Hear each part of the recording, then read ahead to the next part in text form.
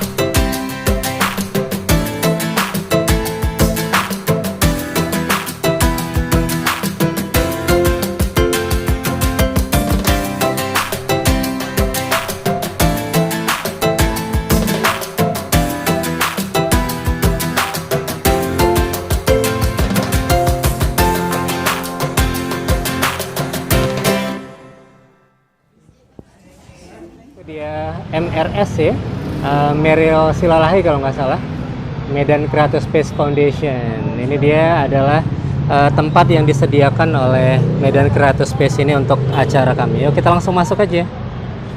Jadi ini dia bagian depan ataupun juga lobby dari Medan Creative Space ini ya. Jadi kami menggunakan ruangan ini untuk sebagai resepsionis ataupun juga penerima tamu. Oke, acaranya ada di lantai 2. Kita langsung aja naik yuk ke lantai 2. Halo, Shalom, Om Swastiastu, Namo Buddhaya, Salam Kebajikan. Excited to be here today. Happy to be celebrating Women's History Month and also joining in the Ramadan celebration. Oke, selamat sore semua, adik-adik mahasiswa dan juga para dosen dari Universitas Potensi Utama. Jadi hari ini bersama kita adalah Wakil Konsul Ibu Jessica Chesbro dari Konsulat Amerika Serikat di Medan. Dan kami sangat senang untuk merayakan sebenarnya walaupun sudah agak lewat ya, yaitu bulan sejarah perempuan sekaligus juga merayakan Ramadan bersama kalian. So, as I understand in the Ngabuburit tradition is where Muslims and here in Indonesia other members of the community join together to do activities that are, positive, beneficial for others or educational. And this is a month for, festivity and holiday celebration, but also for reflection and learning and growth. Oke, nah jadi Ibu Jessica belajar istilah baru nih, namanya ngabuburit ya. Kalau di Amerika nggak ada istilah ngabuburit, adanya di Indonesia, dan beliau sangat paham sekarang bahwa ngabuburit itu biasanya kita bersama teman-teman kita, saudara-saudara kita, komunitas semuanya bergabung untuk membuat kegiatan yang positif, saling belajar satu sama lain, saling membuat hal-hal yang baru, yang bagus, dan juga untuk melakukan self-reflection ya, kayak kontemplasi diri misalnya. And so Women's History Month was initiated in the U.S. in 1980 by President Jimmy Carter. Nah, jadi sebenarnya bulan sejarah perempuan itu diinisiasikan oleh Bapak Presiden Jimmy Carter di tahun 1980. I think it matches the values in Indonesia among Muslims, people of all religious backgrounds, valuing the role and contribution of women in society. Dan menurut kami di sini bahwa sebenarnya ini juga sejalan dengan nilai-nilai yang dijunjung tinggi oleh kita di sini bangsa Indonesia, oleh seluruh agama juga termasuk juga agama Islam. Jadi memang menganut nilai-nilai yang sama. And so Women's History Month, we celebrate specific achievements of women over the course of American history, and also we advocate for the recognition of women in important roles in progress and development all around the world. Nah, jadi dalam bulan ini sebenarnya kita merayakan raihan-raihan yang sudah dilakukan oleh para perempuan di sepanjang sejarah dan berbagai bidang juga. Jadi dalam hal ini juga kami merayakan tentang dan menghargai bagaimana perempuan bisa progres dalam mendukung berbagai kegiatan. Assalamualaikum warahmatullahi wabarakatuh. Waalaikumsalam warahmatullahi wabarakatuh. Yeah, good afternoon and peace be unto you.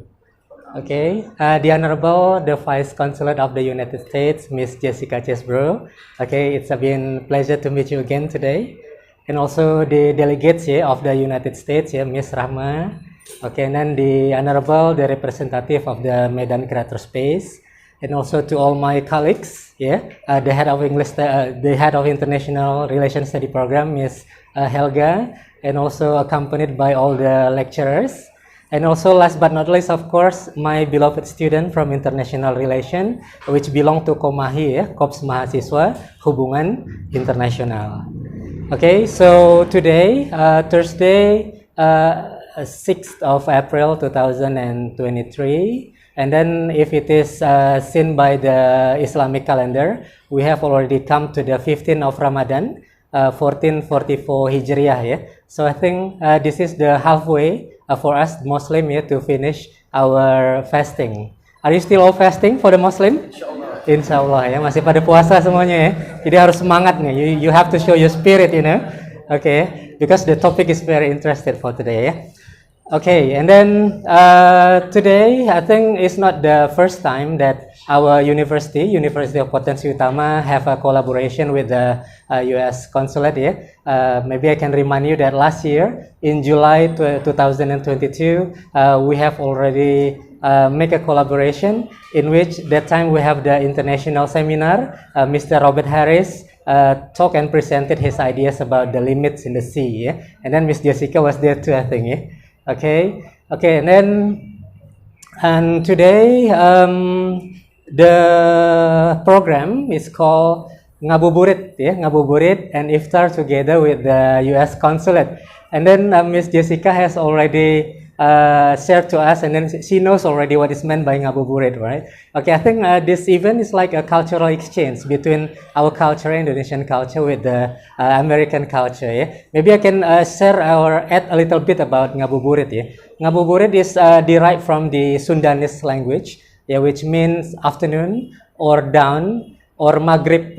So Ngabuburit is the activity for the Muslim, especially to wait for the Maghrib to come.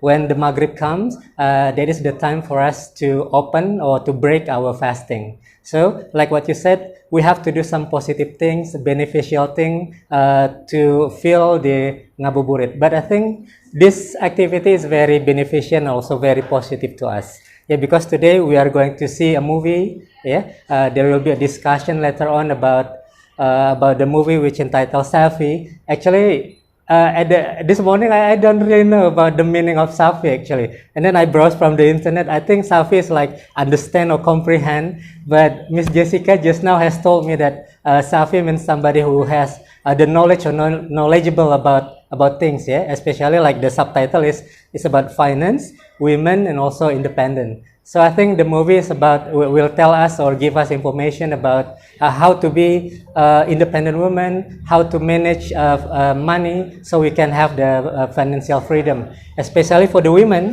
women will take the big responsibilities for the family to take care of many things in the household. Okay, you have to take care of your children, and then you have to also take care of the financial things. Okay, so if you cannot manage your financial well, I think there will be problem with the family later on. So I think it's very, very important, especially in our culture. Woman is like a minister of financial affairs, I think. Wanita seperti menteri keuangan katanya kayak gitu. Okay, so it will be on your hand. So I think this movie, will give us many valuable information how to manage the financials. Okay, and then Ngabuburit. Okay, and then after that we also have another term which is called Iftar, right?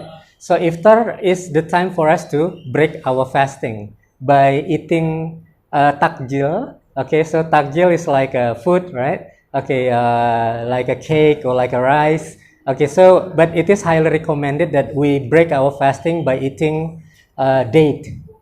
Would you like to be my date? Okay, it doesn't mean the same, Okay, date here is not kencan or it's not tanggal. Date is Kurma, okay, the fruit from the palm tree. That is our prophet recommend us to eat when we break our fasting. So that is iftar. Okay, so I think this activity or this program is very positive and very beneficial. Okay, and then I also want to use this opportunity to represent our gratitude and appreciation, yeah, especially to the U.S. Consulate. So I, on behalf of University of Potensi Utama, I would like to say thank you very much for U.S. Consulate. Okay, I hope that our cooperation is going to be closer in the future, and then we are looking forward to have another joint cooperation next time. Okay, and then also to the representative of the Medan Creator Space, thank you very much for facilitating our programs. And then of course to our student, to Komahi, thank you very much for manage everything here. Okay, so we can always count on you. And then please keep moving forward, ya. Jadi selalu please make us proud all the time. Don't want to only do one thing for planning your financial future. You want to try multiple approaches. Jadi biasanya itu yang disarankan itu kalau untuk keuangan itu jangan melakukan satu hal saja. Jadi kita ingin ada beberapa hal yang kita lakukan untuk investasi keuangan kita. Right. And education can actually be a good investment if you understand how it's going to impact your future earnings. Nah, sebenarnya pendidikan itu sudah pasti sangat baik sekali jika kita mengerti bagaimana menggunakan keilmuan tersebut untuk membuat kita menjadi bebas secara finansial di depan. On the other hand, in the U.S., a lot of people thought a college degree was automatically going to get them a good salary, and they learned some very painful lessons because they ran up debts to get college degrees, and now they're not earning much money. Nah, ada situasi tapi memang kalau kayak di Amerika Serikat, karena banyak sekali di sana warga yang merasa kalau dia kuliah, dia udah ada gelar S1 misalnya gitu ya, bahwa dia pasti langsung otomatis akan dapat pekerjaan dengan gaji yang tinggi. Tapi ternyata banyak juga dari mereka yang akhirnya kecewa karena setelah mereka tamat kuliah mereka malah jadi ada hutang, karena di sana kan kalau sekolah banyak orang yang berhutang untuk bayar uang sekolahnya. So there's three things that can really help with long-term financial security: education, paying off debts as quickly as possible, and investments. Nah, jadi ada tiga hal yang sangat baik sekali untuk bisa membuat kita lebih mapan secara finansial, yaitu pertama pendidikan sudah pasti, yang kedua segerakan untuk melunasi segala hutang piutang, itu udah pasti, dan satu lagi investasi.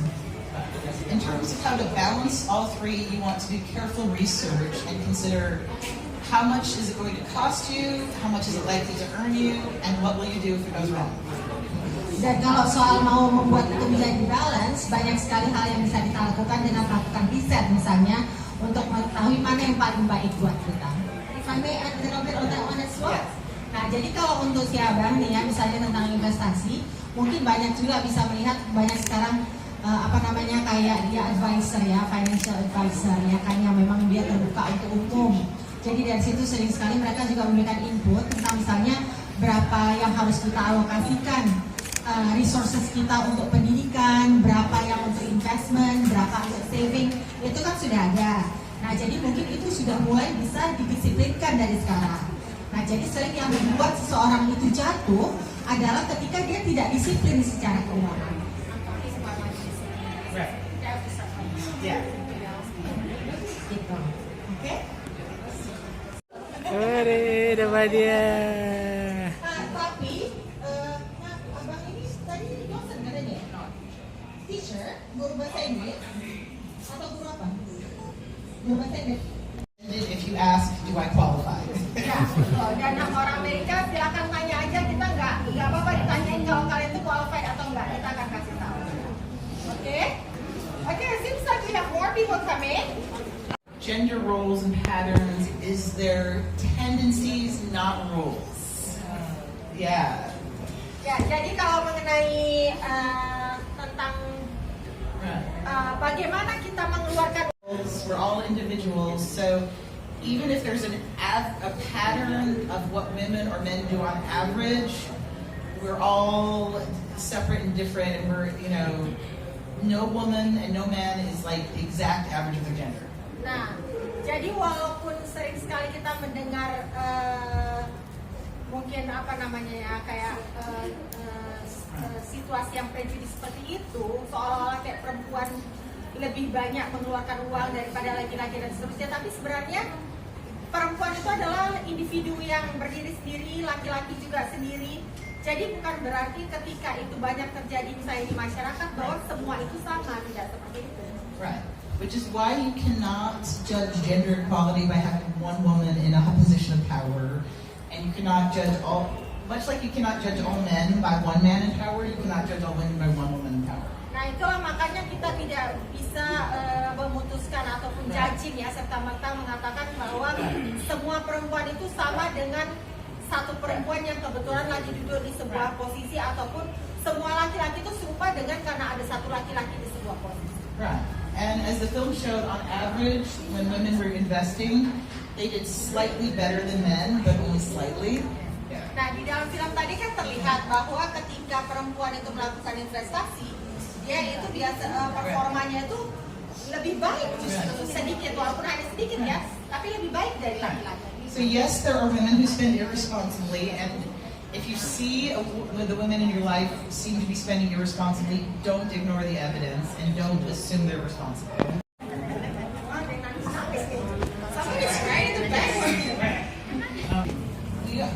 We know that Americans are not the expert in everything, and we need to get a partnership, not just American side. Nah, jadi Jessica juga mengatakan dia senang ada beberapa contoh kasus yang kita paparkan tadi tentang Indonesia, karena beliau ini juga perlu diketahui ya bahwa kalau ketika Amerika pun berbicara dengan masyarakat Indonesia, itu bukan berarti kita ingin serta-merta menanamkan bahwa ini loh yang terbaik yang pengalamannya Amerika, tidak seperti itu. Jadi kami itu lebih kepada sharing saja, memberikan inspirasi, memberikan contoh-contoh pengalaman, karena Indonesia pasti punya caranya sendiri yang cocok untuk orang-orangnya sendiri.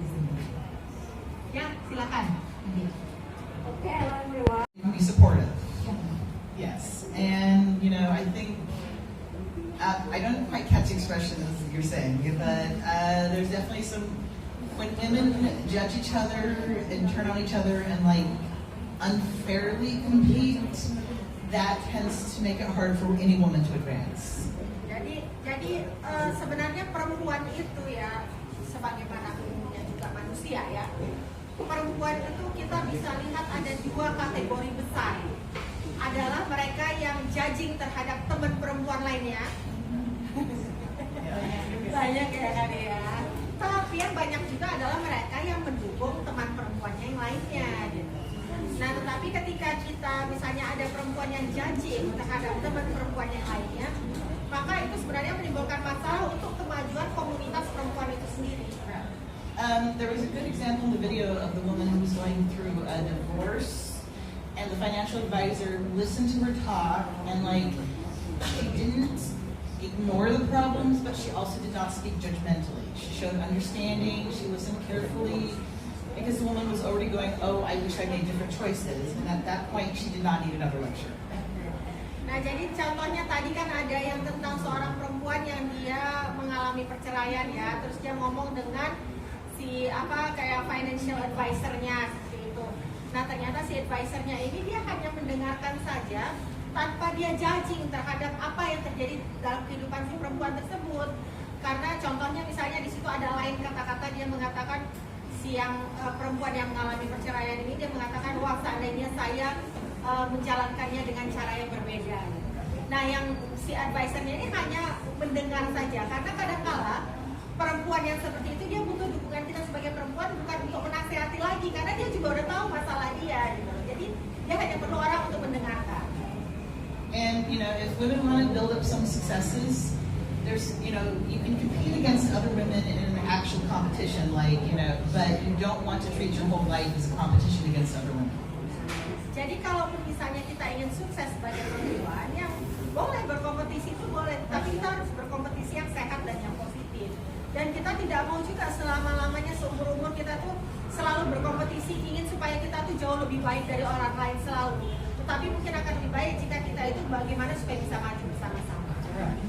And when you compete fairly, and when you're not actually in a competition, build connections and support each other and share information and resources. Nah, jadi kalau kita misalnya berkompetisi pun, baiknya itu kita berkompetisi itu memang secara adil gitu, secara fair gitu. Dan ketika kita tidak dalam mode kita ingin berkompetisi, itu sangat baik sekali bagi kalangan perempuan itu untuk saling membangun jejaring mereka, pertemanan, persahabatan supaya menjadi kuat. Right. Like, for instance, I recently judged a science fair, and they were in competition to see who could get the big prize. But nobody was pushing each other down. Nobody was like trying to bring the other person lower. They were just building themselves up to win. And after the competition ended, they were all very positive and encouraging with each other. Nah, jadi contoh. Nah, dia akan sharing sedikit soal kemandirian finansial yang mungkin Cut sudah bisa dapatkan. Saya nggak tahu nih dari kapan ini, Cut.